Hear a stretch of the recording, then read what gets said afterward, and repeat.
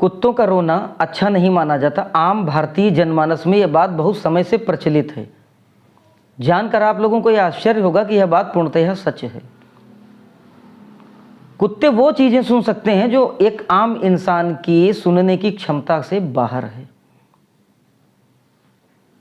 वह ध्वनि तरंगे केवल कुदरत ने कुत्तों को या कुछ एक और जीवों को दी हैं जो आम आदमी नहीं सुन सकता, और यह ही रहस्य है इनके रोने के शुभ और अशुभ होने के कारण का।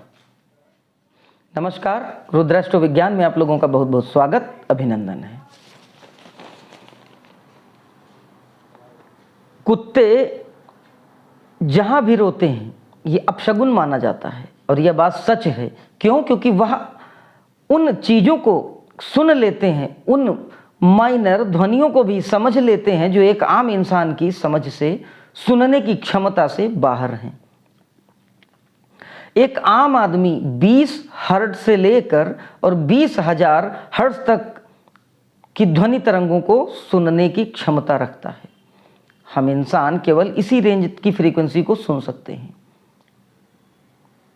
और कुत्ते जो हैं वह 20,000 के ऊपर और लगभग 65 से 70,000 हर्ट्ज तक की ध्वनि तरंगों को सुनने की क्षमता रखते हैं।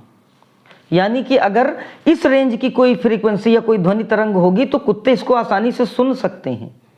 और यही कारण है कि वह जिसको हम कुत्तों का रोना समझते हैं, वह रोना नहीं, वह एक संकेत होता है। वह उस तरंग को रिसीव करके उसके प्रति एक आवाज निकाल के अपनी प्रतिक्रिया देते हैं, और इस प्रतिक्रिया को हमारे बुद्धिजीवी लोगों ने, पुराने लोगों ने नोटिस किया और यह समझा। उस पर जब उन्होंने अपना शोध किया तो यह जाने कि इस प्रकार की जब कुत्ते कोई प्रतिक्रिया देते हैं तो कुछ ना कुछ अशुभ घटता है। जिस प्रकार स्थूल शरीर वाले मनुष्य के सुनने की जो क्षमता है वह 20,000 हर्ट्ज तक की है, उसी तरह से हर एनर्जी की एक रेंज है।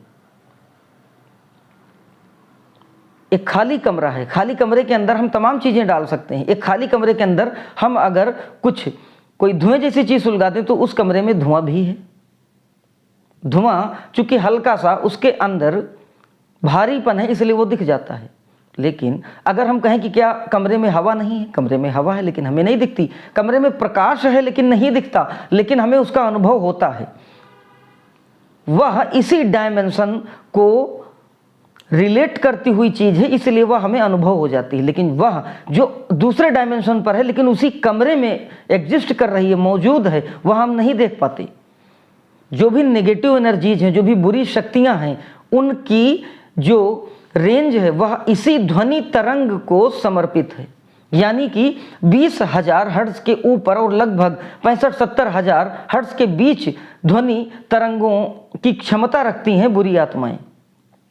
बड़ा आश्चर्य होगा यह जानकर, लेकिन जो नेगेटिव आत्माएं होती हैं वह इसी रेंज को रिप्रेजेंट करती हैं, और यही कारण है कि जहां भी इनकी मौजूदगी होती है वहां पर कुत्तों को इनका आभास हो जाता है, और वह एक संकेत देते हैं, एक आवाज निकाल के, जिसको हम कुत्तों का रोना समझते हैं।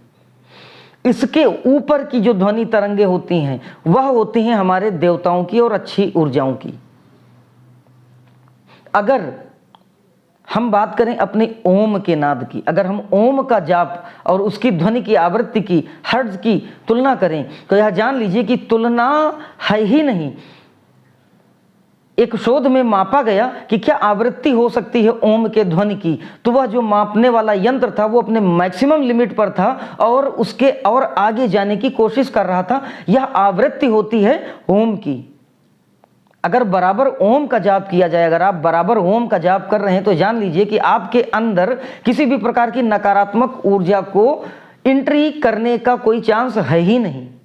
जिस घर में ओम का बराबर उच्चारण करके यानी बोल के, एक सटीक तरीके से बोल के अगर ओम का जाप किया जा रहा हो तो उस घर में नकारात्मक ऊर्जा रह ही नहीं सकती।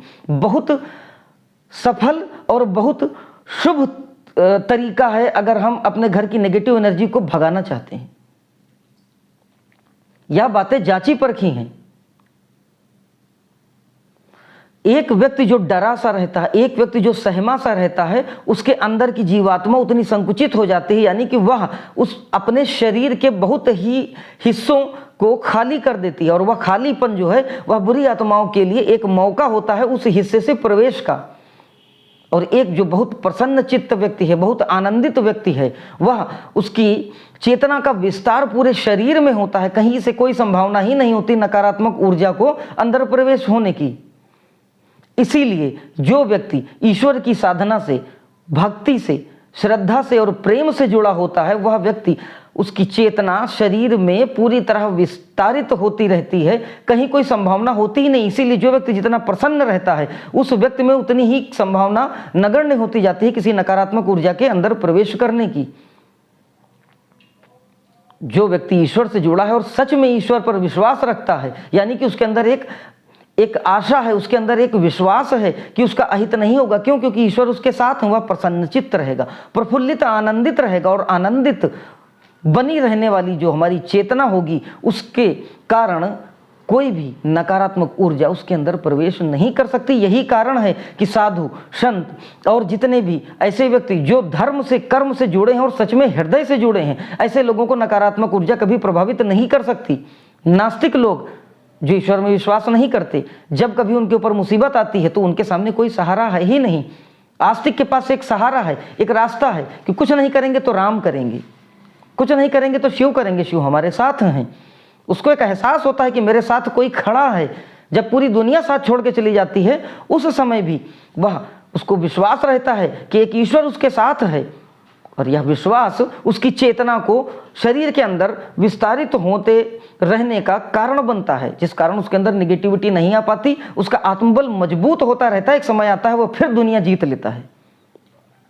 मंत्र भी यही काम करते हैं। अगर सच में मंत्रोच्चारण यह जान लिया जाए कि नेगेटिविटी किस ग्रह के कारण आई है और उस ग्रह का सच में ढंग से उच्चारण करा दिया जाए, तो आपकी चेतना का अंदर अंदर विस्तार होने लगता है, आपके अंदर प्रसन्नता आने लगती है, आपके अंदर विश्वास, आत्मबल बढ़ने लगता है, और वह नकारात्मक शक्ति आपके शरीर को छोड़कर जाने को विवश हो जाती है। यही फार्मूला है किसी निगेटिव एनर्जी को शरीर से भगाने का। बात रही कुत्तों की, अगर कहीं भी कुत्ता रो रहा है, जिसको हम सामान्य जनमानस में रोना ही कहते हैं, अगर कहीं कोई कुत्ता ऐसी आवाज निकाल रहा है जो रोने जैसे, तो ये जान लीजिए कि उसने किसी नेगेटिव एनर्जी को जो उस हर्ट के बीच रिप्रेजेंट कर रही थी, उसने उसको नोटिस कर लिया है। तो आप कुछ अगर नहीं कर सकते हैं तो अपने ईष्ट का ध्यान करें। आपका ईष्ट जो होगा वह आपके हर समय, हर क्षण आपके साथ है, वह आपकी पूरी सहायता करने के लिए तैयार है, और वही आपकी सच में मदद भी करेगा। और अगर आपको अपना ईष्ट नहीं पता है, तो आप अगर ओम का जाप करते हैं, तो वह जो नकारात्मक ऊर्जा है वह आपके शरीर, आपके परिवार और आपके घर पर हमला नहीं कर सकती। यह चैलेंज है मेरा। ओम में वह ताकत है, ओम ब्रह्मांड का नाद है, ओम उस चक्र का नाद है जो आपके पूरे शरीर को स्फुटित कर देता है। ओम आपके ऑरा को मेंटेन कर देता है, एक रिफ्लेक्शन बना देता है, एनर्जी आएगी, टकरा के लौट जाएगी, जिस तरीके से हमारी धरती पे ओजोन की लेयर काम करती है। ओम का वह काम है। ओम अपने आप में इतना स्फुटित मंत्र है, इतना विस्फोटक मंत्र है कि अगर इस मंत्र का अकेले कोई अगर जाप कर रहा तो उसको कुछ भी करने की जरूरत नहीं। नाद बस इस प्रकार होना चाहिए, उच्चारण ओम का इस प्रकार अगर आप कर सकते हैं कि आपका पूरा सीना भरभरा जाए, एक वाइब्रेशंस क्रिएट हो जाए, पूरा सर से लेके और आपके अंगूठे तक, पैर के अंगूठे तक एक एनर्जी ऊपर नीचे फ्लो कर जाए, तो मैं चैलेंज करता हूं कि आपके शरीर में कोई भी नकारात्मक ऊर्जा वास नहीं कर सकती। यह है ओम का चमत्कार। विश्वास करके देखिए, विश्वास के साथ बोल के देखिए। अगर आप 1 महीने लगातार जाप कर लेते हैं, आपके अंदर इतना आत्मविश्वास आ जाएगा, आप स्वयं किसी नकारात्मक ऊर्जा से बात करने लायक हो जाएंगे। आपके अंदर का भय गायब हो जाएगा, आप महसूस करेंगे कि कोई आपके साथ है। यह है शिव की शक्ति, यह है महाकाल की शक्ति। करके देखिए। मैं उस प्रेडिक्शन की बात करता हूं अक्सर जिसमें लक्षण आप महसूस करें, जिसमें आप प्रतिक्रिया फील करें। कोई मैं इंडिकेटिव प्रेडिक्शन की बात नहीं करता हूं, मैं कोई प्रतीकात्मक संकेतात्मक बात नहीं करता हूं। मैं वह बात करूंगा जो आप महसूस करेंगे। 1 महीना करके देखिए, गले से भरभराहट होनी चाहिए और आपके पूरे पूरे आपके हृदय में वो गूंज उठनी चाहिए, ओम, बूम होना चाहिए। और उस बूम के साथ आप देखिए कि रोग, शोक, शत्रु सब खत्म हो जाएंगे। ओम में वह ताकत है। यह महाकाल की शक्ति है, सकारात्मक शक्ति है। एक बार इसका प्रयोग करके देखिए। कुत्तों के साथ आप एक तारतम्य बिठा के देखिए। जिन लोगों ने अपने घरों में कुत्ते पाल रखे हैं वह इस चीज को नोटिस करते होंगे। इस एनर्जी का सीधा संबंध उनके कान से होता है। कान उनके रिसेप्टर की तरह काम करते हैं। एक रिसीवर है, वो एक एंटीना है। कुदरत ने कुछ जीवों समेत कुत्तों को यह गुण दे रखा है। अगर आप कुत्तों के माध्यम से इस संकेत को पहचानते हैं तो आप देखिएगा कि जिस जगह पर कुत्ता अगर दक्षिण दिशा की ओर से अगर रोता है तो उस एरिया में लगभग 300 से 700 मीटर के आसपास के एरिया में कोई अशुभ घटना निश्चित हो जाती है। लेकिन यह रोने की जो आवाज है वह कम से कम 41 सेकंड से लेके और 6 मिनट के बीच की होनी चाहिए। अगर 41 सेकंड से 6 मिनट के बीच या इससे अधिक अवधि तक ऐसा कोई कुत्ता रो रहा है तो आप नोटिस करिएगा कि घटना निश्चित होती है। ऐसी स्थिति में ओम का जाप निश्चित करना प्रारंभ कर दे, क्यों ना मन ही मन करें।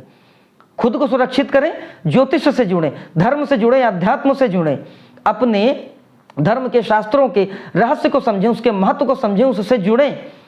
कोई समस्या आती है तो आप हमसे जुड़ें, हम पूरा सहयोग करेंगे इस विषय पर। इसी विचार के साथ इस वीडियो को यहीं विराम देता हूं। मैं विश्वास और पूर्ण आशा करता हूं कि आप लोग हमारे इस नेक काम में पूर्णतया सहयोग करेंगे, भरपूर प्रेम देंगे, इस वीडियो को अधिक से अधिक प्रचारित और प्रसारित करेंगे। इसी विश्वास के साथ आज के वीडियो को यही समाप्त करता हूं। अगले फिर किसी लाभकारी ज्ञानवर्धक वीडियो में आपसे भेंट होती है। तब तक के लिए जय महाकाल।